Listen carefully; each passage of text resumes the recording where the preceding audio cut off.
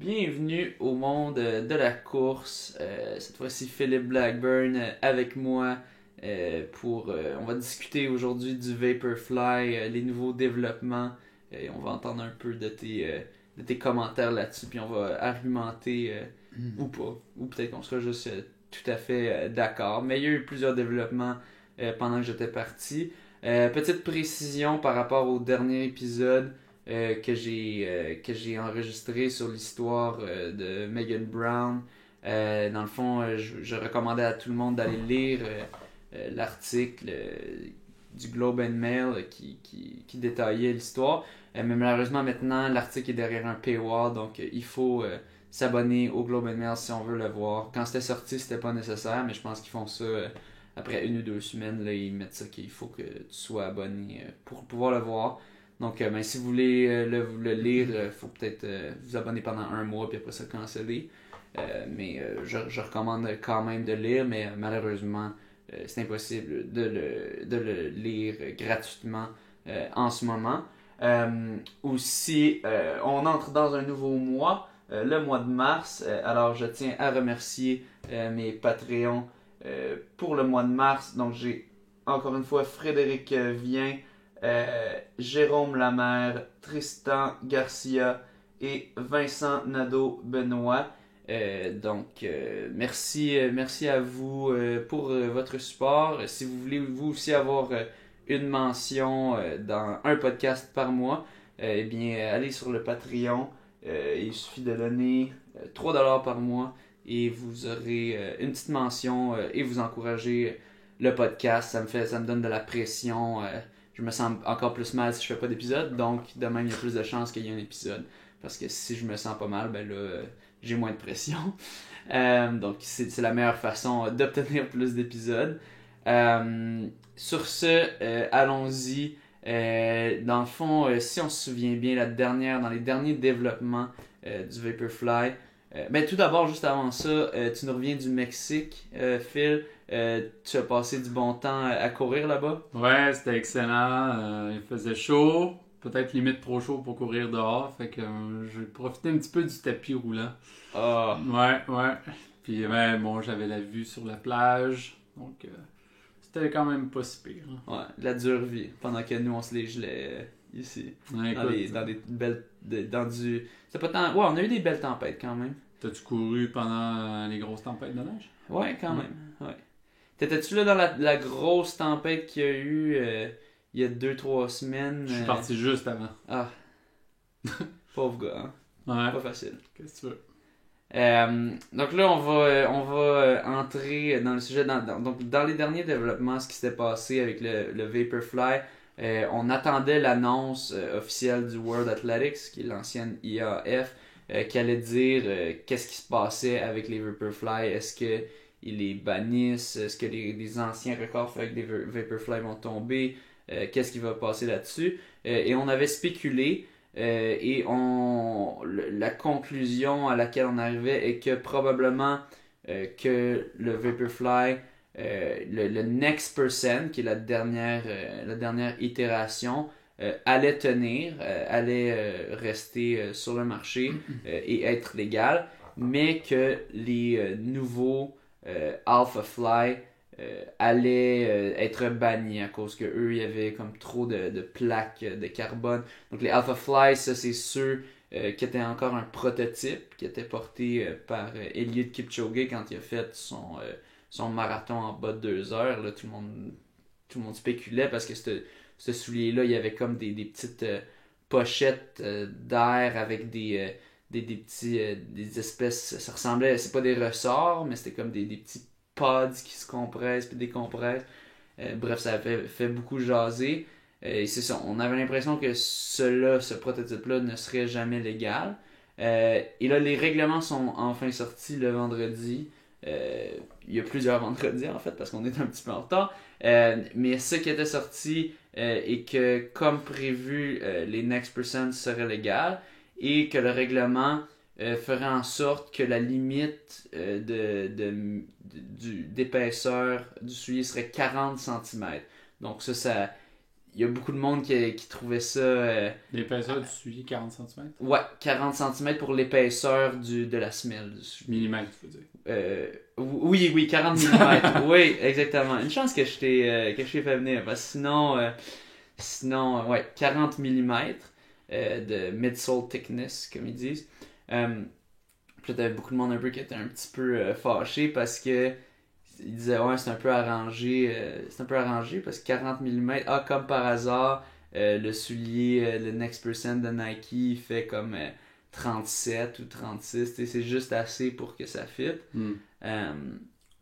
Mais dans le fond, tout d'abord, toi, qu'est-ce que tu penses de ça, de la World Athletics qui sort la décision, puis que finalement, les règlements font que ça passe juste flush les Next Percent? Est-ce que tu vois là un peu de la magouille ou Ben, je me demande, est-ce que... premièrement, je me demande, est-ce que Elliot Kipchoge, sans ses souliers, est-ce qu'il aurait fait son sub 2? Ouais. Donc... avec des souliers plus standards. Ouais. Mais techniquement, selon Nike, non. Parce que selon Nike, il aurait couru 4% plus lent. Ouais. Mais... déjà, ça, c'est ma première question. Ouais. Puis, est-ce qu'il serait prêt à faire la même chose avec un autre type de soulier qui serait moins technologique? Ouais. Mais probablement pas. Elliot, lui, il swear by that. Il dit toujours... il embrace technology, il vraiment, il dit, la technologie, ça fait partie du progrès, puis il faut pas rien mettre de barrière. C'est sûr que il est sponsored par Nike, fait que c'est sûr que, mais il pourrait très bien dire, on va voir c'est quoi que le World Athletics dira. Il est quand même très vocal, j'ai l'impression que c'est ça son opinion, quand même pure et dure, mais en même temps, lui, quand il fait des records mondiaux, c'est sûr que ça l'arrange, c'est sûr que c'est bon pour lui quand il fait des gros stunts médiatiques comme ça, c'est à son avantage. Mais c'est ça, lui est une personne très vocale dans son support un peu de la déréglementation, puis de laisser le progrès aller. Puis donc lui est vraiment en faveur de ça. Et il veut que c'est sûr que ça puisse être légal, puis dans le fond il a un peu gagné si on veut, mais c'est ça, dans le fond, est-ce qu'il aurait réussi? Je sais pas, il y avait beaucoup d'autres facteurs qui entraient en jeu, mais c'est ça, ça vient un peu ternir, puis aussi beaucoup de monde qui disait ben là quand le Alpha Fly, qui était le prototype qu'il portait, sera banni par la World Athletics, lui, est-ce qu'il aura vraiment fait en bas de 2 heures, tu sais? C'est bien des questions. Deuxièmement, je me demande est-ce que ce soulier-là, il est aussi difficile à trouver que le soulier banni Vaporfly? Ça, on va y arriver bientôt, mais le Alpha Fly, à ce moment-là, quand tu as fait le record, c'était impossible de mettre la main dessus. C'était seulement un prototype pour les athlètes de Nike. Mais là, il y a eu d'autres développements qui se sont passés. Là, on s'est dit, OK, le Next Percent va être légal, correct. N'importe qui peut l'acheter techniquement si on veut. C'est sûr que c'est super dur de l'obtenir, puis c'est super cher. On a déjà eu un peu une discussion là-dessus sur à quel point est-ce que c'est correct, mais tu peux l'obtenir si tu veux vraiment l'obtenir. Le Alpha Fly, c'était impossible de l'obtenir, mais on se dit c'est pas grave, là maintenant selon les nouvelles règles il va être banni, parce qu'on avait vu il y avait des prototypes de ce soulier-là qui avaient été leakés au public, et dans le fond, ce que ça montrait, c'est qu'il y avait comme 3 plaques de carbone. Puis, selon le nouveau règlement, il pourrait juste avoir une plaque de carbone. Donc, à cause de ça, tout le monde pensait que le nouveau Alpha Fly serait illégal. Mais là, Nike a révélé ensuite, quelques semaines plus tard, ils ont annoncé le Alpha Fly qui allait devenir disponible au public, il allait le release bientôt. Et dans le fond, dans le règlement aussi du IAF, ce qu'ils ont dit, ils ont dit un soulier pour être éligible pour les Olympiques puis pour les records, il va falloir qu'il soit disponible sur le marché pendant 4 mois. Disponible pour n'importe qui. Ah Donc ouais. ça, c'est leur effort pour rendre ça plus accessible, puis que ce soit pas juste les athlètes de Nike qui puissent performer. Donc, ils ont mis ce règlement-là, donc tout le monde était sûr, ben, c'est sûr, ça va marcher. Et là, ils ont annoncé que le nouveau Alpha Fly va sortir quelque part en avril, ce qui va être juste à temps, ou mars ou avril, je pense, parce que les Olympiques sont en juillet, je pense. Donc, en tout cas, ils sont arrangés juste pour que ça soit légal aux Olympiques en les sortant au public autour de fin mars, début avril. Et finalement, dans le fond, l'espèce de prototype, ben, c'était pas vraiment qui avait été leaké, si on veut, les plans du prototype, c'était pas vraiment le prototype. Apparemment, il n'y avait pas 3 plaques de carbone, il y en avait juste une. Ok. Et je pense que l'épaisseur, c'est comme quelque chose comme 39 mm ou 38 mm. Ok. Juste assez pour que ce soit en bas de 40 mm. Fait que là, t'as beaucoup de monde qui font boy, tu sais, y a-tu de l'argent qui s'est passé, y a-tu des. C'est comme arrangé avec le gars des vues, on dirait un petit peu cette affaire-là. Puis que Nike est juste à temps pour pouvoir le release au public. Juste à temps pour les Olympiques, c'est comme on dirait, c'est arrangé. Toi, qu'est-ce que t'en penses un peu quand tu vois ça? Ben, moi je pense que le Nike doit avoir des pros du lobbyisme, qui sont attitrés je pense, à gérer toute cette situation-là, puis peut-être même faire. je- Moi, c'est une hypothèse comme ça, mais peut-être que Nike fait de la pression sur l'IAF. Je sais pas, peut-être. Je lance ça comme ça. Ouais. Nike qui vaut une couple de centaines de milliards, Mais c'est la compagnie de chaussures la plus grosse au monde. c'est sûr. Puis, Avec la plus grande valorisation sur les marchés, je suis à peu près sûr. Ouais. Ouais. puis bon, est-ce qu'il y a eu des enveloppes brunes qui se sont échangées? Je veux pas émettre l'hypothèse que oui, mais j'espère que non. Parce que sinon, c'est encore le sport qui en prend un coup. Là. Ouais. C'est encore du monde qui sont défavorisés à cause qu'il y en a qui ont pas joué franc jeu finalement. T'sais. Ouais, parce que c'est. En gros, tu sais, pour répondre. Tu sais, il y a beaucoup de monde qui dit 40 mm, puis le soulier fait 39, tu sais, on dirait que c'est vraiment arrangé.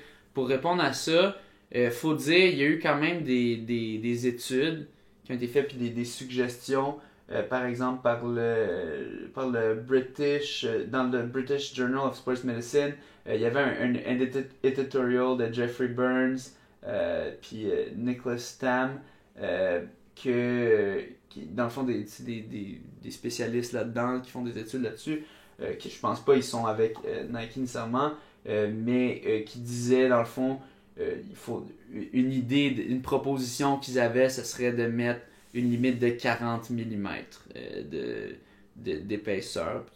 C'était, je pense pas que eux étaient nécessairement associés avec Nike, fait que j'ai l'impression que peut-être un peu le World Athletics a écouté ça.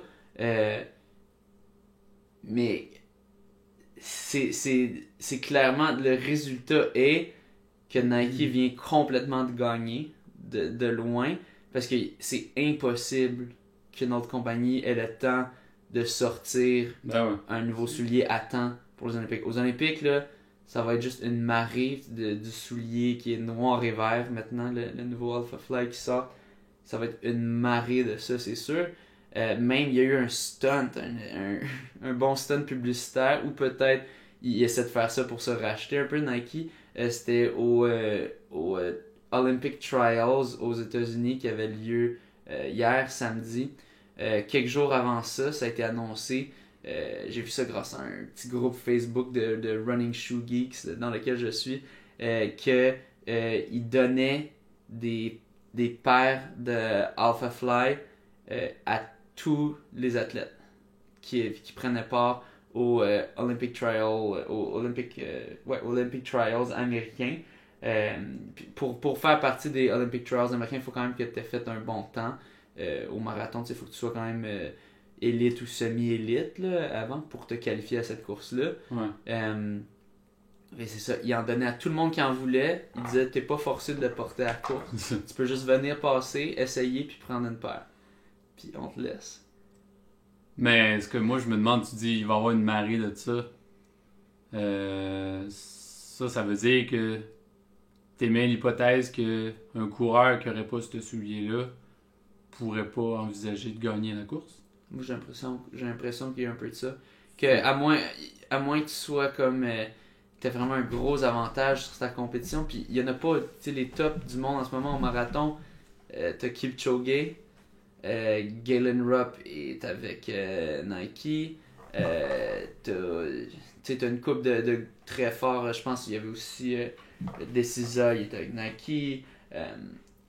Vraiment, à peu près tous les tops au marathon sont tous avec Nike. Ouais. Fait que moi je pense au marathon, du moins côté masculin, ça va être ça. Côté féminin, je pense aussi, j'ai aussi l'impression. Parce que c'est un nouveau soulier quand même assez révolutionnaire qui a des espèces de petits pods. Mais c'est le soulier qui a été porté pour que le premier homme fasse en bas de 2 heures au marathon. Il y a aussi ça, là.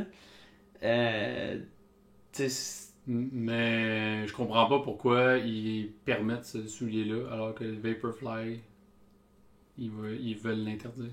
Mais ils voulaient, à la base, ils voulaient interdire le Vaporfly, mais finalement, c'est permis. Finalement, le Vaporfly est permis. Ça, c'est la prochaine évolution du Vaporfly. Mais ce qu'on pensait, tout le monde pensait que le Alpha Fly, qui est l'évolution, le prochain, la prochaine itération de ces souliers-là, elle serait bannie parce qu'elle allait trop loin avec les espèces de petits pods weird. Puis ce soulier-là est tellement épais, là, c'est énorme. Là. Ça va vraiment à la limite du 40 mm. C'est quasiment comme des Oka, là, pour ceux qui connaissent, là, des souliers super épais. Mais non, finalement, c'est légal. Fait que c'est un peu... Est-ce que le World Athletics s'est fait jouer peut-être par Nike que la World Athletics a mis leur règlement, ils se sont dit ok, c'est sûr que Nike selon les plans qu'on a vus, leur prototype, ils pourront pas sortir de quoi à temps, ils pourront pas modifier leur prototype à temps pour les Jeux Olympiques, puis finalement ils sont fait avoir. Mais moi je pense pas, je pense qu'ils doivent avoir quand même des informations, puis que ils ont dit Nike. Si tu rends ça disponible au public, ben ça va être correct. C'est clair que Nike ont leurs informateurs, là. C'est sûr. Mm-hmm.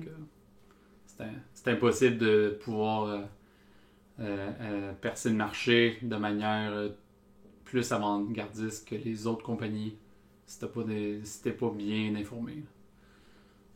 Moi je pense que c'est sûr qu'il y a eu du leaking d'informations. Mais bon, c'est comme ça. Mais fait que finalement Nike peut... ce que je comprends, c'est que à n'importe quel marathon, on peut courir avec n'importe quel soulier de Nike. Ouais. Il n'y en a aucun qui est interdit. Aucun. Puis, ok, mais là, la limite, elle s'arrête où? 40 mm. Ouais, ok, mais... Puis t'as pas le droit d'avoir plus qu'une plaque de carbone. Ok. Superposée. Ok. Puis, mais tu sais, là, ils vont inventer... Ils vont peut-être inventer autre chose qui va faire en sorte que... Ouais, c'est pour ça qu'on a toujours besoin de régulation qui s'adapte et tout ça, mais c'est quand même fou que ça a tout réussi à passer. Ouais. Ils ont bien réussi leur coup, vraiment. Et moi, c'est ça, je suis convaincu que tout le monde va porter ça maintenant, parce que sauf les athlètes qui sont sponsorisés par une autre compagnie. Mais on voit de plus en plus des athlètes qui attendent de signer un deal pour pouvoir courir avec Nike. Qui ne signent pas de deal pour pouvoir courir avec ces souliers-là parce que il semble vraiment donner un gros avantage. Mais là, toi, en tant qu'athlète Skechers, Ouais. comment tu te sens quand tu vas voir un athlète Nike à côté de toi? Comment tu vas te sentir? Mais tu sais, c'est sûr, ça fait chier. C'est. Parce que, par contre, je sais que Skechers, ils ont eux aussi des souliers avec des plaques de carbone, puis avec des nouveaux foams très rebondissants. Mais ils ont pas une espèce de soulier avec une ultra épais, là, les 40 mm d'épaisseur d'un nouveau foam qui est comme super rebondissant, qui va vraiment jusqu'aux limites exactes que le World Athletics donne, qui est juste fait pour fitter dans le moule de ce qui est légal. T'sais, eux ils l'ont pas. Eux ils ont de quoi qui est quand même selon moi très bon, puis que en bas d'un demi-marathon au moins, j'ai pas peur d'être tant désavantagé face à un athlète qui a des Vaporfly. Ouais. Mais au niveau du marathon, là je commence à avoir mes craintes. Parce que c'est tellement épais celui-là, t'as tellement de retours d'énergie avec leur fond. C'est 37, 38, 39 mm. Là. C'est gros. Là. Tu peux aller vite avec ça? Oui, mais c'est que ça te... Ça, il me semble, c'est tellement épais. Mais c'est que, mettons, sur un 5 kg, là, ça va pas tant t'aider. Ouais. Parce que tu veux de la légèreté sur un 5 kg, tu veux aller vite. Tu vas déjà très vite à la base. Mais sur un marathon, que là, tu dois économiser ton énergie, là, d'avoir ce gros foam-là qui rebondit puis qui te redonne plein d'énergie, Ben ouais. là, ça te donne un avantage, tu sais. T'as-tu déjà essayé un soulier aussi épais? Je les ai pas... J'ai déjà mis des Oka. Dans le passé, je m'étais déjà acheté une paire. J'avais bien aimé. Mais Oka, eux, la différence, c'est que eux, c'était un foam, mais qui n'était pas aussi rebondissant que celui de Nike. Que Nike, eux, ils mettent de l'argent, puis ils ont les meilleures équipes scientifiques, je pense, parmi tous les développeurs de souliers. C'est eux qui ont la plus grosse team, parce que c'est la plus grosse compagnie. Fait qu'eux, ils ont développé, ils ont testé plein de matériel, plein de mousse, puis ils ont trouvé comme une qui est vraiment très rebondissante. T'sais. Skechers aussi ont la leur. Est-ce qu'elle l'est autant? Est-ce qu'elle l'est plus? Est-ce qu'elle l'est moins? Ben, il y a très peu d'études qui sont faites là-dessus parce que les compagnies, ça leur coûte cher à faire ces études-là. Mais en tout cas, ce qu'on sait, c'est que celle de Nike, du moins, elle marche très bien. Elle fonctionne très bien. Ouais. Moi, en tout cas, personnellement, je me suis pointé au Sport Expert Centre-Ville, Montréal. Ouais. Il n'y a pas plus gros magasin de sport au Québec, je pense, à ma connaissance. Là. Ouais. Ben, en termes pour les souliers de sport. Là. Puis il l'avait pas. Ouais. Tu peux seulement le commander en ligne. Puis même là, moi j'entends. Ben, il me semble que tu m'avais dit que ils sont souvent out of stock aussi en ligne. C'est très dur. C'est très dur de les obtenir. C'est un effet de rareté. Là. Des fois, à un moment donné, ils sortent une nouvelle batch. Puis là, tu peux en avoir facilement. Mais là, après un certain temps, là, ils s'épuisent. Puis là, encore une fois, faut que tu attendes. Comment. Ben, tu sais, moi, c'est sûr que moi, je cours pas des marathons dans un temps de malade. Mais comment quelqu'un qui fait du 2 heures 10 minutes, puis qui est pas commandité, mais qui aimerait ça rivaliser avec les plus grands, comment il peut mettre la main là-dessus? Mais tu peux aller sur le marché des tiers parties, tu peux le racheter à quelqu'un qui l'a acheté. Tu as du monde qui font ça, là, qui achète le soulier puis qui le revendent pour plus cher. Tu peux faire ça. Si tu attends, tu vas l'avoir. Mais il y a aussi le problème là-dedans, c'est que Nike, il y a beaucoup de personnes, il y a beaucoup de marchands qui maintenant ne vendent plus de souliers Nike, ou du moins ceux-là. De un, parce que Nike rend le processus ultra compliqué pour les obtenir. C'est vraiment... J'avais jasé à un des propriétaires de maison de la course, il disait, pour en avoir, c'est super... ils nous disent, on peut te donner 5 paires. Ouais, mais 5 paires, là, puis seulement, tu sais, pas 5 de chaque pointure de la paire. Non, 5 paires au total dans ton store. Excuse-moi, mais tu sais, le monde ne sera pas content, le monde ne va pas en avoir. Puis, Nike prend une beaucoup plus grosse cote que les autres manufacturiers de chaussures. Nike essaie de plus en plus de migrer à... ils s'en foutent si les stores refusent de les vendre leurs souliers parce qu'ils disent pas grave, le monde va acheter en ligne. Nous, on va faire toute la cote. Puis on s'en fout parce que le monde le veut tellement, ce soulier-là en tout cas en particulier, qu'ils vont le commander en ligne s'ils sont pas capables de le trouver en magasin. Ah, fait que tu confirmes qu'en ligne, c'est sûr de le trouver, ce soulier-là? Ça dépend du moment. Tu sais, pour l'avoir directement de Nike, t'as des moments qu'ils vont l'avoir, puis t'as des moments qu'ils l'auront plus en stock. Okay. Puis ça varie tout le temps à quand ils restockent, puis quand t'es... Mais tu peux toujours le trouver en ligne en achetant un tiers parti sur eBay, sur StockX. Mais à beaucoup plus cher. Mais à plus cher, ouais. Mais pourquoi ils font ça, selon toi? De le rendre plus ou moins disponible? Ils ont jamais à le mettre en vente. Et puis l'effet de rareté rend ce soulier convoité. Ils sont sûrs de toujours vendre leur stock quand ils en produisent.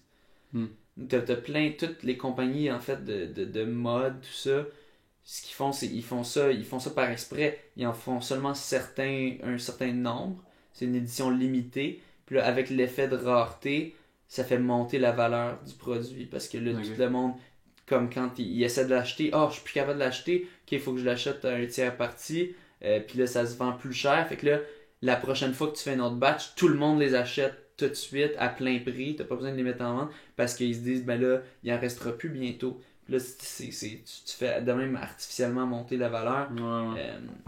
Mais c'est un peu ça qu'ils font. Dans ce cas-ci, c'est pas nécessairement une question de mode, c'est juste une question de le monde veut performer. Puis c'est comme le soulier qui semble offrir ça le plus... de manière assez convaincante, du moins quand tu regardes toutes les top athlètes qui portent ça. Fait que c'est ça, c'est... Si moi, en tant que coureur moyen, je voudrais mettre la main sur n'importe quel soulier de Nike... les Alpha Fly là, ou les Vaporfly. En ligne, il faudrait que je regarde le site web tous les jours, puis je serais sûr éventuellement un moment donné dans l'année. Un moment donné dans l'année, oui. Selon moi, en 2 mois, tu devrais être capable. Dans 2 mois, mais c'est juste le fait qu'il faut que tu sois on the hunt comme ça, à la chasse, pour obtenir des souliers, c'est un peu... Puis en 24 heures, c'est tout écoulé, genre... Ben, j'ai l'impression que c'est souvent ça. Je sais que les Next Percent, il y a eu un moment qu'ils ont restocké, puis que là, tu pouvais en avoir pendant un bon bout de temps. Mais là, je pense qu'ils sont à nouveau en train d'être en manque de stock, puis là... pendant qu'ils font la production des Alpha Fly. C'est un peu contradictoire parce que tu dis l'IAF, ils disent qu'il faut qu'ils le mettent au public 4 mois avant les Jeux Olympiques, mais ils le mettent au public. Ils le mettent au public, mais c'est de 3-4 fois par année online seulement. C'est un peu... C'est un des souliers les plus... C'est le soulier de course le plus difficile à obtenir. Ben ouais, fait que c'est pas nécessairement disponible à tout le monde finalement. Puis moi mon point que j'ai fait dans l'épisode, c'est juste le prix que tu mets là-dessus, c'est pas du tout disponible pour tout le monde, c'est pas n'importe qui peut s'acheter ça. C'est sûr, en même temps, tu vas te dire, ouais mais anyway, c'est pas n'importe qui va acheter ça, c'est quelqu'un qui est dans le top, là, qui essaie de faire des top performances. Même un coureur moyen, il voudrait se gâter un petit peu, il voudrait C'est ça, puis tu te dis, ben même le coureur tu pourrais avoir, c'est juste l'esprit de la course, ça revient à ce qui était dit dans le dernier épisode, c'est l'esprit de la course, tu veux pas que le coureur de droite soit avantagé sur le coureur de gauche parce que lui, il a l'argent pour s'acheter le soulier qui est meilleur, mais que le coureur à gauche, lui, il s'est plus entraîné plus fort pis ça, mais il perd quand même parce que l'autre, le soulier le plus dispendieux. Tu sais, on veut pas que ça c'est sûr, on n'aura jamais une utopie où est-ce que tous les souliers coûtent la même affaire, c'est sûr, mais là on parle, tu sais, c'est fou là, c'est 350 dollars le Next Percent. Puis le Alpha Fly, j'ai l'impression qu'ils vont pouvoir monter ça encore plus là. Plus que 350? Oui. J'ai l'impression, là. Non, c'était 330. C'était 330, excuse-moi. C'était 330 les Next Percent. Mais je pense qu'ils vont monter le Alpha Fly à 350, 360 canadiens. C'était 250 américains les Next Percent. Puis là, j'ai l'impression qu'ils vont monter ça à 280 ou plus. Tu sais, les Vaporfly sont combien, ça? Les Vaporfly qui sont les Next Percent. Dans le fond, t'as les Vaporfly 4%, okay, qui étaient. Ensuite, t'as les Vaporfly okay. Next Percent. Okay. Puis là, le nouveau, c'est le Alpha Fly. Okay. Ça, il n'y a pas de pourcentage, mais c'est encore meilleur, apparemment. 10%. Ouais, c'est ça. Mais c'est ça, ça revient à cette combat. Puis en même temps, ça fait un bon segue au point suivant. J'ai eu un commentaire de Simon Boudreau qui est maintenant rendu à 8 mentions j'aime ou cœur, mais peu importe, même s'il y avait juste eu 0, j'aurais quand même mentionné. Mais il disait dans le dernier épisode où est-ce qu'on jasait justement du banc possible sur les Vaporfly, il disait tu dis souvent que tu es ouvert aux commentaires, alors voilà, je pense que c'est un peu irréaliste de dire aux gens que tout le monde peut se trouver des chaussures à 70$ sur internet. Si les chaussures sont à 50% de rabais, c'est qu'il ne reste probablement pas ta pointure. Je dirais, pour répondre à cette question, puis oui, je suis toujours très content d'avoir des commentaires parce que ça permet de jaser de quelque chose.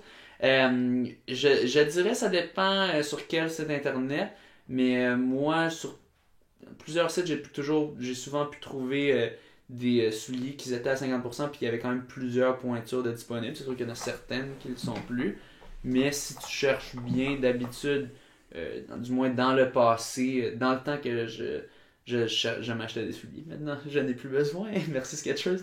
Mais dans le temps que je faisais ça, en tout cas, j'avais des sites américains que j'achetais en grosse batch, puis je le faisais venir, puis t'avais un peu de import fees, puis tout ça, mais en achetant en bulk, ça revenait pas si pire. Ensuite, donc selon moi, c'est du moins la dernière fois que j'avais regardé, c'était quand même possible. Toi, de ton expérience, est-ce que tu as de la misère outre quand je te donne des rabais ou quoi, est-ce que tu es capable de trouver des souliers à 50% rabais? Ben, personnellement, c'est comme l'autre fois quand je suis allé chez Sport Expert, c'est comme, oublie ça, les souliers à 70$ de Nike, là, c'est. Moi. Ouais. En tout cas, moi, ce que j'ai vu, c'est impossible. Là. Mais ça, c'est dans un store physique. Dans un store physique, c'est rare de avoir des 50%. Tu as plus des 20-30% lorsqu'ils ont une solde. Mais c'est qu'eux, s'ils donnent 50%, eux, ils n'ont plus aucune cote. Parce que eux, c'est 50% de leur cote, d'habitude, en moyenne. Puis aussi, je pense qu'il y a bien du monde qui aime ça. Ben, il y a bien du monde qui commande sur Internet, mais il y a bien du monde qui aime essayer avant le soulier en magasin. Là. Ben, c'est ça. Puis, mais tu sais, même online, Nike à 70$, j'ai des petits doutes là. Des Nike, ça va.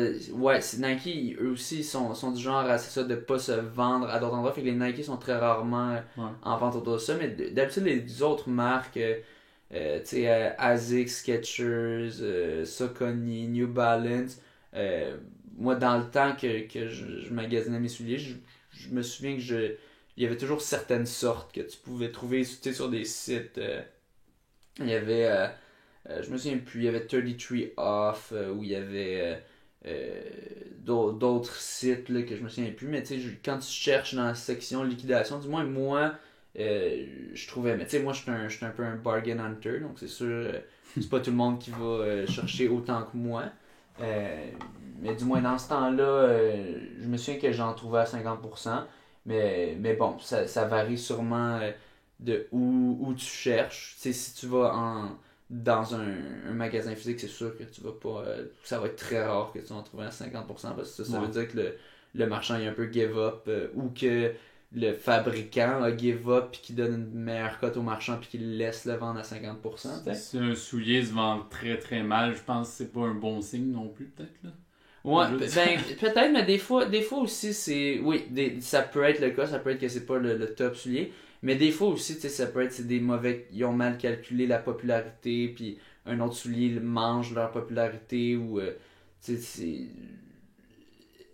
On va voir moins ça avec des racers, mettons, des plus petits souliers qui sont faits en moins grande que.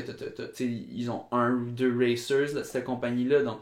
D'habitude, ça continue à se vendre. Mais des fois, on va plus ça avec des trainers, des souliers d'entraînement que ce modèle-là, la majorité des gens l'aiment pas, ou il est juste moins populaire, mais ça veut pas dire nécessairement que pour toi c'est un mauvais soulier. En tout cas, moi une chose c'est sûr, il faut pas que tu sois difficile, faut pas que tu veuilles avoir tel modèle, parce que si tu veux avoir tel modèle, ben tu vas pas le trouver nécessairement à 50%, à moins que tu sois chanceux et que c'est le modèle que tu voulais. Il faut que tu sois très flexible dans tes choix. Moi, dans le temps, j'allais juste avec qu'est-ce qui était en rabais, puis j'essayais ça, puis mais c'est sûr, c'est pas tout le monde qui peut se permettre ça. Il y a du monde que il faut vraiment qu'ils l'essayent avant parce que ça se peut que leurs pieds réagissent super mal. Moi, je suis chanceux, mes pieds sont très peu difficiles. Moi, je pense que une bonne manière d'essayer des nouveaux souliers, c'est des fois les magasins, c'est comme un peu comme à la montagne de ski, tu peux essayer des skis. Ben, il y a des magasins de course qui font la même affaire. Tu peux faire une run, essayer un soulier, puis tu vois si tu l'aimes ou tu l'aimes pas. Puis... Fait que si tu te connais puis tes pieds sont plus difficiles, c'est probablement mieux cette route-là. Mais c'est sûr que tu l'auras pas à 50%, très peu de chance. Ensuite, la majorité des coureurs, les élites sont une minorité parmi tous les coureurs, n'en connaissent pas assez sur les chaussures pour faire un bon choix en ligne et ont besoin de se faire conseiller dans une boutique. Toi, qu'est-ce que t'en penses de ça? Moi, je pense qu'il a absolument raison. Personne. Ouais, moi, je pense parce qu'en ligne, ben, c'est clair que ceux qui sont vraiment à fond dans la course, c'est une minorité, là. Ouais. Puis, je pense que il n'y a rien qui bat vraiment un contact physique avec quelqu'un pour se faire expliquer les affaires. Oui, tu peux trouver des reviews sur Internet après, mais moi, je pense que... Moi, en tout cas, personnellement, quand j'ai commencé la course, là, moi, ça me prenait quelqu'un en boutique pour me conseiller parce que, je sais pas, moi, lire sur Internet, il y a tellement de sources d'informations partout là, sur Internet, là, c'est comme... Ça devient un petit peu déboussolant. Fait que, en magasin, on m'avait dit, OK, ouais, premièrement, t'as tel type de pied. J'étais comme, OK, je savais pas que j'avais tel type de pied. Fait que là, ça te prend tel type de chaussures. OK. Mais tu vois, moi, je veux dire, il y a une bonne partie de ça qui est pas du tout prouvée par la science. Tu parles de Par quoi, exemple, les types de pieds? Comme, tu sais, t'as besoin d'un soulier de stabilité parce que tu fais telle affaire ou parce que tu fais telle affaire. Moi, je suis un peu plus, je dirais, du bord des... la gang de la clinique du coureur, un peu, qui disent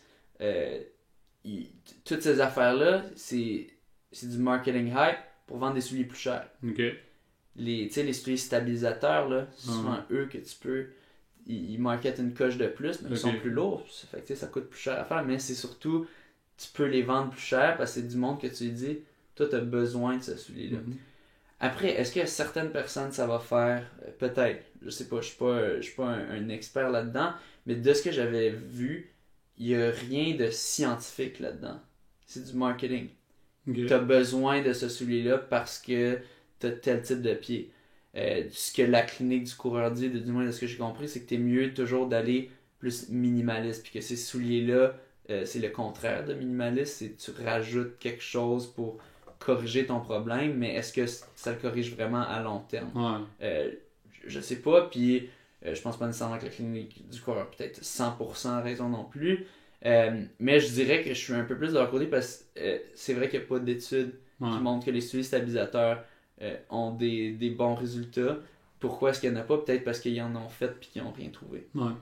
Puis là, ben, dans le fond, pour abonder dans ton sens, depuis que je cours avec des Skechers que tu m'as conseillé, genre prends cette modèle-là, c'est la dernière génération, blablabla.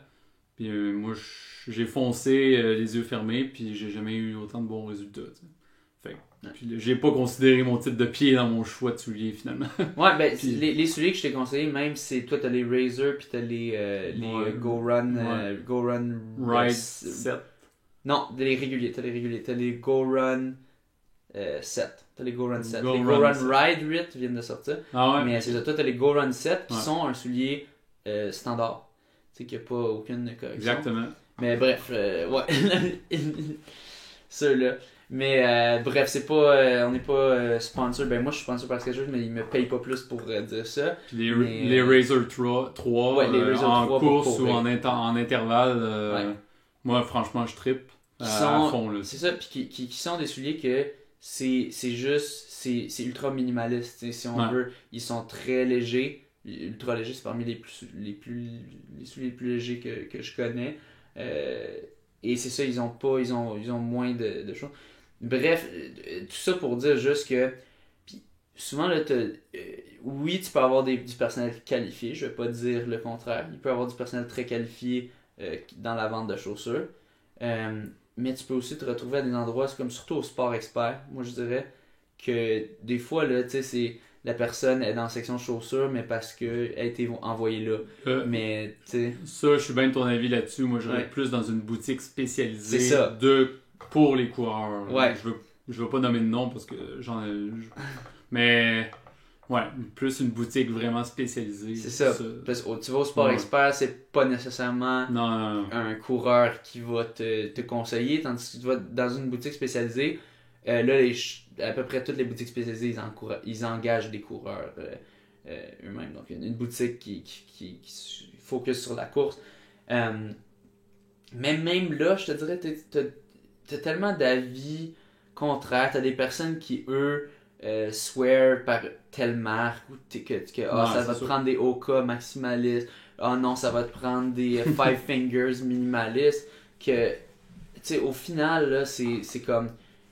Selon moi, tout ce que tu devrais faire, c'est juste essayer un soulier puis le mettre. Est-ce que si t'es bien avec, c'est ça? Est-ce que tu te cours sens avec. bien? Est-ce que Ouais. tu arrives à avoir des bons temps? Ouais. Est-ce que tu as mal aux jambes? Ouais. Il faut que tu écoutes ton corps aussi, je pense. Puis, fait que c'est ça. Fait que, tu sais, c'est sûr, si c'est pour ta première paire de souliers, va dans un shop pour les essayer. Ouais. Mais je te dirais pas de nécessairement comme prendre pour du cash tous les conseils que tu recevoir. Tu peux recevoir des bons conseils de quelqu'un, selon moi, qui va être plus du genre à te dire, ben, essaye-les, puis vois comment tu files. Exactement. Puis ça, Ouais. que de quelqu'un qui va dire, non, même si ça te prend celle-là parce que t'as tel type de pied, parce que toutes ces affaires-là, c'est basé seulement sur des anecdotes. Puis tu peux avoir des bonnes anecdotes des fois, mais des fois, en général, ce que tu veux avoir, c'est des preuves plus scientifiques, des preuves, c'est ça, quelque chose de plus legit. Donc, Moi, je savais pas qu'il y avait pas de preuves il scientifiques. n'y a sur aucune preuve scientifique. C'est 100%. Trouvez-moi-en. Quelqu'un, si vous êtes en désaccord avec ce que je dis, trouvez-moi un article scientifique qui montre que de mettre des souliers anti-pronation ou whatever va aider les personnes. Alors, trouvez-moi quelque chose parce que de ce que j'ai compris de mes recherches, de ce que la clinique du coureur disait, c'est qu'il n'y en a pas. Tout ce que les recherches disent en général, c'est que d'aller graduellement vers des souliers minimalistes, ça peut t'aider, mais qu'il faut le faire graduellement. Ou s'il y a des docteurs qui disent ouais, mais t'as du monde qui font ça de façon sauvage, d'aller vers le minimaliste, puis que ils se blessent, au lieu d'être blessés dans les genoux à cause de l'impact, mais là ils se blessent dans le tendon, les tendons d'Achille ou les mollets. Fait que c'est sûr qu'il faut faire ça, il faut faire très attention. Ce que la clinique du coureur dit, eux autres, c'est si tu le fais bien, si tu le fais graduellement, la transition, tu auras moins de risques de blessure que si tu restes avec tes souliers standards. Mais du moins, en ce moment, la majorité des recherches qu'elle montre, c'est il y a comme pas de différence. Soit tu te blesses avec des souliers maximalistes, tu vas plus te blesser au genou. Avec des souliers minimalistes, tu vas plus te blesser dans les tendons d'Achille et tout ça. Mais selon la clinique du coureur, bref, si tu fais ça bien, le minimalisme, ça peut être donné des bénéfices. Mais en gros, moi, ce que je pense qui compte vraiment, c'est est-ce que tu cours puis tu te sens bien, puis tu te sens pas de douleur quand tu fais une bonne sortie, tu sais, de la durée que tu veux. Si toi c'est 30 minutes, est-ce que quand tu finis ton 30 minutes, t'es bien, tu sais? Ouais. Selon moi, c'est ça. Donc, je dirais, t'es pas... si tu achètes en ligne, mais si tu as déjà un peu une idée de ce que tu veux, puis tu veux essayer de quoi de nouveau, puis c'est ça, tu peux faire un guess, puis tu sais, au pire, tu l'as acheté bien dans ça, mais c'est pas grave si tu l'aimes pas, tu le revends ou quoi. Ou des fois, je sais pas c'est quoi les policies des stores en ligne. Peut-être que certains te permettent de le renvoyer, je sais pas, mais selon moi, c'est bien d'essayer différentes choses, puis de voir qu'est-ce qui te fait. Ouais. Puis moi j'aime toujours ça. Dans le temps que j'étais pas juste avec Skechers, j'avais toujours plus différentes marques de souliers parce que les différentes marques ont différentes formes de souliers. Donc il y avait le choc que j'avais du jeune à mes jambes n'était pas répétitif. Il était varié. Puis maintenant, ben, avec mes Skechers, maintenant que j'ai juste des Skechers, par contre, ce que je fais, c'est que j'ai à peu près tous leurs modèles, puis je varie entre certains modèles. Des fois, j'ai le Ultra Road de l'édition 2 ou 3, puis là, d'autres fois, j'ai l'édition 4. Des fois, je mets les Go Run Ride Rid, des fois, je mets les Go Run 7. Je varie tout le temps, à peu près à tous les jours, c'est un modèle différent que je mets. Donc, j'essaie toujours de faire ça pour bien varier. Ensuite, point 3, la moyenne des chaussures est pas mal plus rendue à 150-170 à prix régulier. Moi, je vais être en désaccord avec ça. Je vais dire, oui, les souliers qui sont marketés comme étant le soulier que tu devrais obtenir sont à 150-170. Quand tu rentres dans le shop, c'est toujours ça qui va t'être conseillé. On va te dire, oui, ça te prend le New Balance, je sais pas quel modèle. Si on regarde les souliers de Skechers en ce moment, leurs modèles high-hand comme les Go Run 7, les Razors sont même autour de 180 canadiens. Mais il y a plein de chaussures qui sont moins marketées comme high-hand. C'est un peu comme tu vas à l'épicerie, tu vas voir ce que tu vas voir au niveau de tes yeux, les grandes marques, puis le grand staple, ça va toujours être plus cher. Mais si tu regardes en dessous, ça c'est pas toutes les. Je sais pas si c'est toutes les marchands qui vendent ces souliers-là, mais il y a des souliers qui sont aussi des souliers de course, qui peuvent très bien faire la job, qui vont pas coûter 150 à 70. Tu as plusieurs souliers qui vont coûter autour de 120, 130. Et même, moi j'ai cherché, j'ai regardé, j'ai fait le test quand j'ai vu le commentaire que c'est impossible de se trouver des chaussures à 70$ sur internet. J'ai cherché un petit peu, j'ai regardé sur Amazon, ok, puis bon, il y en a qui peuvent vouloir ou pas encourager Amazon, mais bref, j'en ai trouvé des Skechers que c'était pas le modèle top qui est le plus marketé, mais c'était 70$, puis c'était dans ma pointure 9.5. Puis selon moi, c'est un soulier mais selon moi, il fait parfaitement la job. C'est vraiment un soulier, c'est pas de la ligne normale de Skechers, c'est la ligne performance. Donc ça, puis je suis sûr que tu en as aussi des New Balance puis des Saucony. Moi, je me souviens dans le temps, avant que je sois sponsorisé, je m'étais acheté un soulier Saucony. C'était vraiment bas de gamme, si on veut, dans le marketing. C'était pas beau, c'était comme gris, puis il était pas fancy ou quoi, mais il faisait la job. Il faisait bien la job, je me sentais pas moins à l'aise dans ce soulier-là que dans un autre soulier pour faire mes easy jog puis des affaires de même. Ça, je l'utiliserais peut-être pas pour un workout de vitesse parce qu'il était quand même un peu lourd, mais pour faire le gros de mon millage, c'est ça qui va manger mon argent dans mes économies, il faisait la job parfaitement. C'est juste qu'il faut savoir où regarder. Mais toi, qu'est-ce que tu en penses de cette affirmation? Oui, c'est sûr que la moyenne des chaussures qui vont se vendre aussi est rendue à 150, 170, donc c'est peut-être pas faux cette affirmation. Mais est-ce que c'est les seuls qui sont disponibles puis qui vont faire la job? Moi, je pense pas. Non,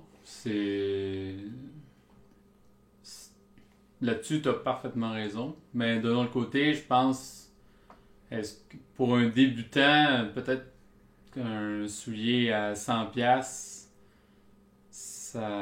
c'est peut-être mieux qu'un soulier autour de 200$. Ben quasiment, parce que la personne va se décourager si elle dépense 200$ sur son soulier, puis qu'au bout de, mais 6 mois, il faut qu'elle achète un autre. Mais quelqu'un qui court sérieusement, sans être un pro, là, un coureur moyen qui court sérieusement plusieurs fois par semaine, Est-ce qu'il va être porté à acheter un soulier à 100$? Ben, moi, je te dirais justement, cette personne-là a encore plus intérêt à faire ça parce que cette personne-là va passer à travers bien plus de paires. Puis ce que je te dirais, c'est oui, c'est correct de s'acheter une paire, mettons, pour les workouts, que tu veux aller plus vite puis tu veux pas te faire larguer par tout le reste de ton groupe d'entraînement. Achète-toi-en une paire plus légère puis plus performante pour tes gros entraînements. Achète-toi une paire de racers, que ça se peut que ça te coûte des fois 130, 140 pour des racers. Mais souvent, c'est plus léger, donc c'est plus petit, donc il y a moins de matériel, donc c'est pas si cher. Mais au pire que tu dépenses, mettons que tu payes tu veux, mettons, les Razers, tu veux les vraiment bons Racers, tu payes le 200$ ou le 190$ que ça coûte, mais ça, tu vas les garder 2-3 ans là, si tu les utilises juste pour des courses. Tu sais, tu vas être correct. Fait que, moi, je te dirais même le coureur aguerri, qui est pas sponsorisé, qui doit s'acheter ses souliers, que c'est la majorité du monde, là, on s'entend. Selon moi, il y a avantage à acheter, c'est ça, le soulier à 100$ parce qu'il va passer à travers des paires. Moi, si je n'étais pas sponsorisé, c'est ça que je ferais personnellement. Tu sais, j'achèterais ou que soit que je trouvais les grandes paires à rabais de 50% ou que j'irais pour ces espèces de paires-là qui font parfaitement la job, qui sont juste moins flashy, moins fancy, moins marketées. Puis c'est ça qui font la job. Mais tu penses pas qu'un soulier à 200-250$, peut-être moins. Et meilleur. Mais meilleur. Tu vas avoir. Peut-être tu vas mieux te sentir quand tu cours tes longues distances qu'un soulier à 100$? Je pense pas. Non. Moi, je pense pour une course, ça peut faire une différence. Peut-être que c'est des matériaux plus légers, des choses comme ça. C'est un peu plus bouncy, donc ça va t'aider. Mais je parle quand tu fais ton millage. Au pire, si ton soulier il est moins performant et qu'il te ralentit un peu, mais c'est pas grave. Tu vas faire autant de temps où tu cours, tu vas juste courir un petit peu moins vite, mais tu vas donner le même effort. Puis moi, j'aime ça, en fait, m'entraîner dans un soulier qui est plus lent. Puis là, quand arrive le jour de la course, ben là, j'ai un soulier super léger, puis là, je roule vite, puis je suis comme, waouh, ok, ça roule. Ouais. Peut-être que c'est le marketing aussi, je pense qu'il y a une grosse question. Moi, je dis, c'est du marketing à 100%. Ouais. C'est comme ça, eux, ils font leur argent de même, les compagnies, en vendant des souliers à 170$, 150$. Mais la réalité qu'ils offrent aussi des souliers plus pour les masses, pour le monde que ça leur tente pas de payer ce prix-là. Puis ils savent qu'il y a du monde qui vont pas être prêt à payer ce prix-là. Donc ils offrent aussi un soulier pour le monde que ça leur tente pas de payer ce prix-là. Mais ils mettent aucun marketing dedans. Parce qu'ils savent que ça va se vendre de toute façon sans qu'ils fassent ça. Mais il faut juste que. Puis parce qu'ils seraient pas capables de faire des profits s'ils mettaient de l'argent dans le marketing de ça. Parce que leurs margins sont beaucoup plus serrés avec ça. C'est ça, selon moi, ça fait parfaitement le job. J'ai déjà porté de ces types de souliers-là, que c'est des souliers que à prix régulier sont autour de 100, 110, 120, qu'avec un petit rabais de 30% ou quelque chose du genre, tu peux l'avoir à autour de 70, 80, $60. J'ai jamais eu de plainte avec ça, même que je dirais que sont souvent plus durables, je dirais. Ils sont peut-être pas, sont pas beaux, sont pas légers, mais en tout cas, moi, je me souviens, j'avais une paire de Saucony bien cheapette, qui avait... Pas de blessure. Pas de blessure, j'ai jamais rien eu, aucun problème avec ces souliers-là. Je pense que je les avais encore, puis là, je m'en suis débarrassé, parce que là, mes parents, ils chialaient que j'avais trop de souliers, mais ouais. Puis, tu dirais-tu que le nouveau soulier de Nike, là, le Alpha Fly. Alpha Fly, tu dirais-tu que ce soulier-là, c'est un bon soulier pour faire des longues distances en entraînement? Moi, j'utiliserais... Mais il y a aussi il y a toujours la question de... c'est bon de te pratiquer avec le soulier que tu vas porter à ta course, c'est sûr. Tu sais que si tu t'entraînes... C'est bon d'entraîner ton pied à ce que tu vas... Tu deviens meilleur à ce que tu fais. Et si ce que tu fais, c'est de courir avec des souliers d'entraînement, tu vas devenir meilleur à courir avec des souliers d'entraînement. Courir en général aussi, mais spécifiquement avec ce soulier d'entraînement-là.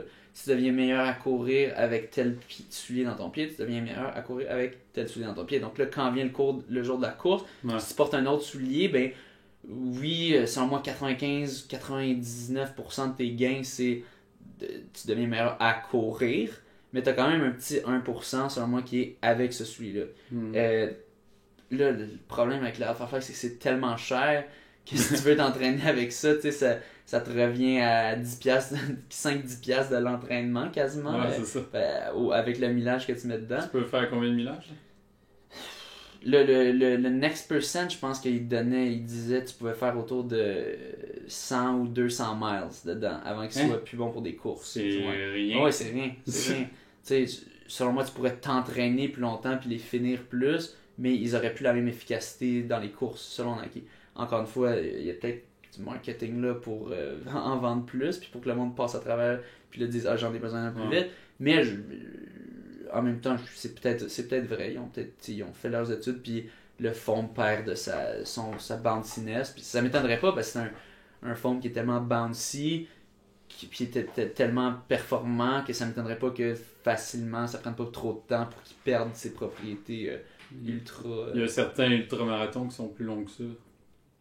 Ouais, imagine, tu fais ton ultramarathon, puis ton soulier... Tu changes de soulier pendant la course. Ouais, c'est ça. Ou tu sais, ton soulier est plus le même au début versus la fin de la course. Il perd la performance. Hein. Mais c'est ça, mais tu sais... Là, oui, il n'y a pas juste du marketing. Oui, il y a beaucoup de marketing avec Nike, mais il y a aussi, selon moi, ils ont comme prouvé leur affaire. Là. Ils ont prouvé leur game avec toutes les performances qu'ils ont réussi à mettre. Puis tu as eu des études, pas juste de Nike, des études indépendantes qui ont aussi trouvé ça. Donc, moi, j'ai été un peu convaincu. Mais à part ça, selon moi, mais je l'ai dit, pour une course, ça peut être correct de dépenser plus pour un soulier un peu plus performant. Mais outre ça, à part une course, selon moi, tu peux, si tu veux, mais t'es pas obligé de dépenser cher pour un soulier. Non, c'est sûr, t'es pas obligé. C'est sûr. Ouais. Puis, finalement, point 4, c'est bon d'encourager les commerces locaux, comme tu dis. Ben oui, je pense que on est d'accord avec ça. Si toi, par exemple, mettons, tu vas... c'est ça, toi, tu t'entraînes avec des fois avec la gang de la boutique Endurance, mais si tu t'entraînes avec eux, ça peut être bien d'acheter les souliers chez eux. Ou si tu t'entraînes avec la gang du Running Room, tu achètes des souliers au Running Room pour engager, parce que c'est donnant-donnant, eux ils te rendent ça en fait dans ça. Plus de ça, les boutiques comme ça, locales, ils connaissent mieux leur affaire que Sport Expert, par exemple. C'est ça. Je pense. Ah oui, c'est sûr. Là, en plus, tu fais une pierre deux coups. Là, t'sais. Ouais, fait que tu sais, ça oui, ça j'ai rien à dire contre. Mais c'est ça, c'était... le point était surtout que si t'es...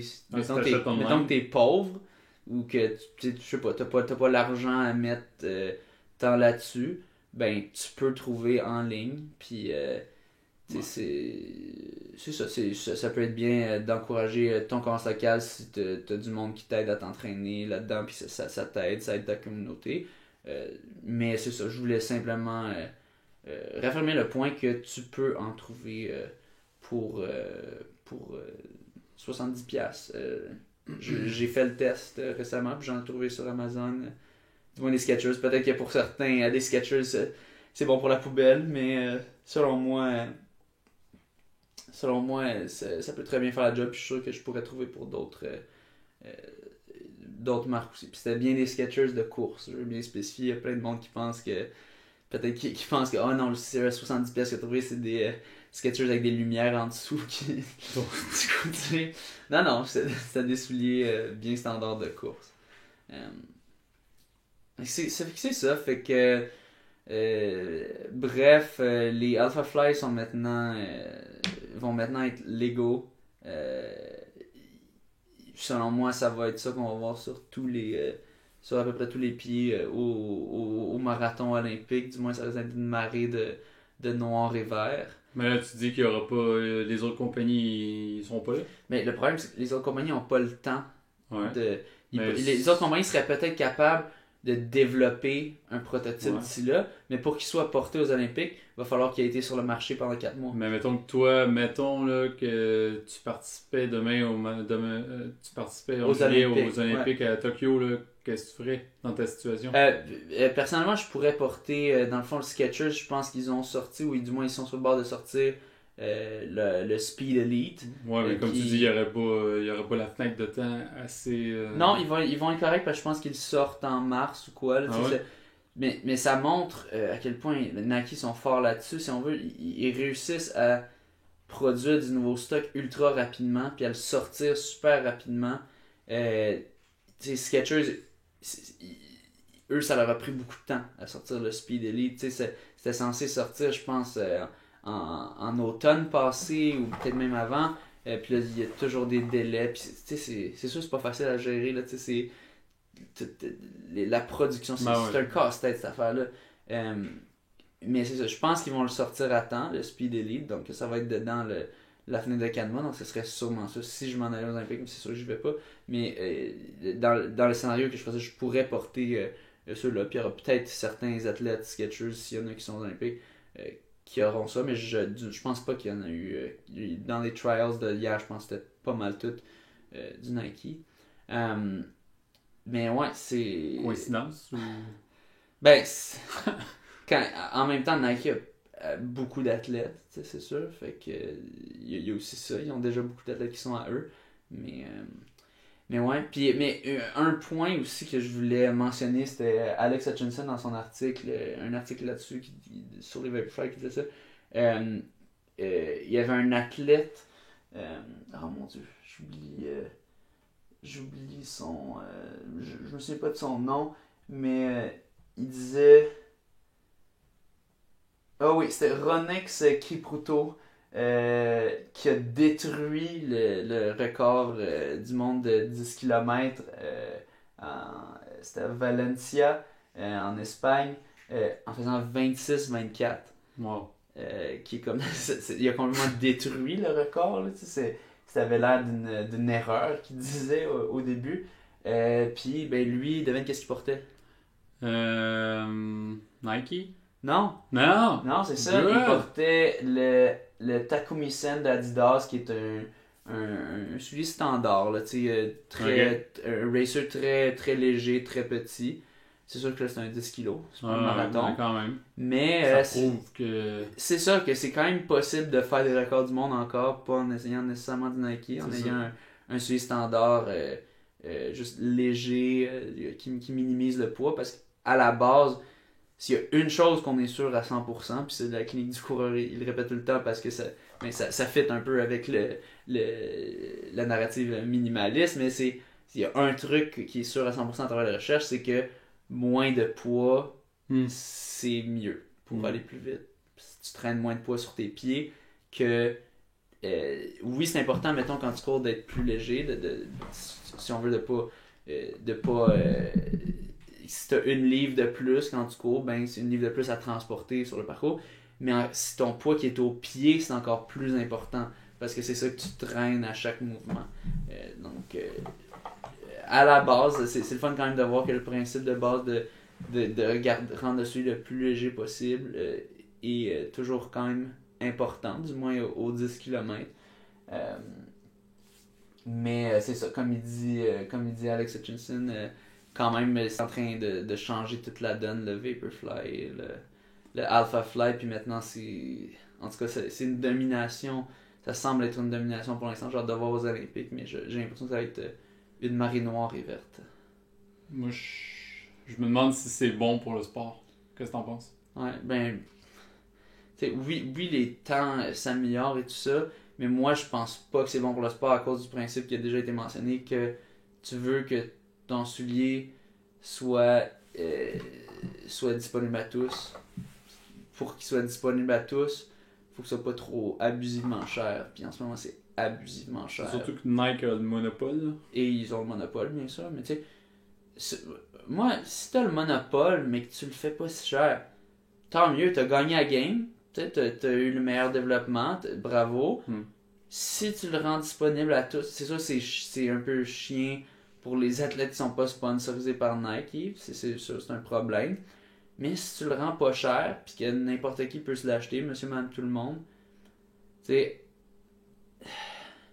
c'est sûr aussi que le fait, là-dedans, tu vas avoir aussi les problèmes de copyright, puis les autres compagnies peuvent pas copier ton foam que tu as fait. Fait que là, si ton foam est tellement bon, puis il donne un avantage à tous tes athlètes, mais là, tous les athlètes deviennent Nike, là, t'as pas une saine compétition. On va dire, l'innovation c'est bien parce que ça fait augmenter la game de tout le monde, mais si tu protèges ce que tu crées en empêchant les autres de te copier, c'est pas comme certaines innovations qu'on avait vues.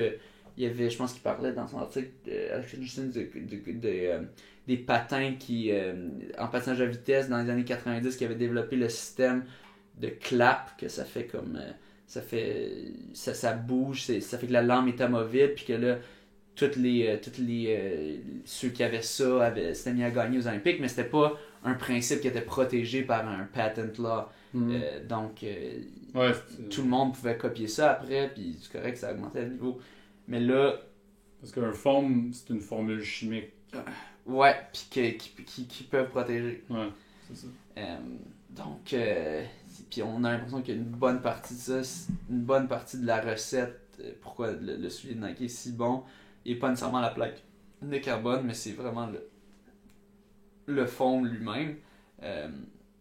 Puis c'est pour ça qu'il maximise à chaque fois l'épaisseur, qui augmente de plus en plus pour se rapprocher du 40 mm. Donc c'est sûr, c'est pas super, mais je veux dire, au moins si le soulier était beaucoup moins abusivement cher, si mettons il était 200$ canadiens, mettons que ça serait moins pire, ça serait beaucoup plus tolérable. Mais là, le fait que c'est un soulier qui va sûrement te coûter autour de 350$ canadiens, tu sais, j'ai de la misère avec ça. Là. Avant taxe. C'est avant taxe. Ouais. Tu payes quasiment autant qu'une télé. Là. une télé 43 ou 55 pouces. Là, tu sais. C'est. Ouais. Puis, toi, qu'est-ce que tu penses de ça? Mettons, là, les nouveaux de Nike Half a Fly, là, tu dis 100 miles ou 200 miles. Ouais. Puis là, un coureur, il doit utiliser combien de souliers? Non, mais c'est ça aussi le problème, c'est le fait que c'est abusivement cher puis que ça a une courte durée de vie, c'est ça. Selon moi, c'est problématique. Mais... C'est normal pour un racer de pas avoir une si longue durée de vie, ça, c'est sûr. Les souliers de course, faits pour les courses, les races, en moyenne, ont une durée de vie moins longue. Puis c'était normal, surtout dans le temps, parce que c'était des souliers qui étaient beaucoup plus petits, plus légers, donc il y avait moins de matériel à manger. Fait que là, c'est plus... Après, vu que l'épaisseur était si faible, déjà après quelques courses, ça se faisait manger, donc c'est sûr que ça durait moins longtemps. Mais là, maintenant, c'est un soulier ultra épais, donc ils peuvent charger plus cher parce qu'ils disent on a plus de matériel dedans, mais qui a quand même à peu près la même durée de vie parce que le foam perd de ses propriétés après un certain temps. C'est ça, selon moi, c'est problématique. Ouais. Puis la gestion de... Tu sais, un soulier qui est scrap, moi, il a l'air beau encore.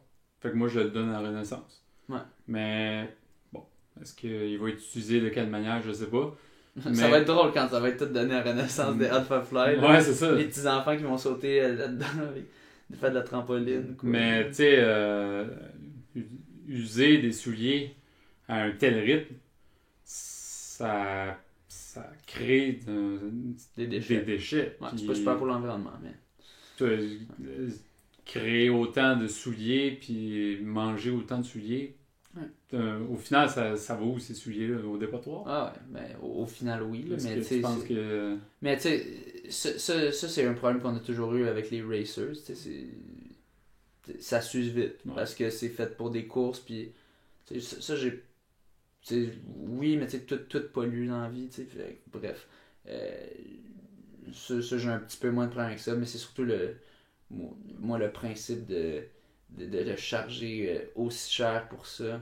Oui, c'est sûr qu'il faut que tu payes ton équipe de développement puis tout ça, mais en ce moment, il me semble que c'est pas mal abusif le prix qui est chargé pour ça. Non, mais tu sais, Nike, c'est comme Apple. Là. C'est comme des... Ils savent qu'ils peuvent charger le premium. C'est ça. Mais oui, leur équipe de développement est vraiment cher, mais tu sais, ils savent exactement que le monde est prêt à payer pour ça. Ouais. Ils s'en foutent. Puis là, en ce moment, ça met un gros avantage, puis ça crée un certain monopole des chaussures de vitesse, des racers, du moins au marathon. Si vous regarderez, là, je vous dis, dans les prochaines années, en tout cas, à moins que les choses changent, ça risque d'être à peu près juste ça qu'on verra sur les départs de marathon, du moins dans les chorales d'élite, là, le monde qui essaie vraiment d'améliorer leur temps. Ouais.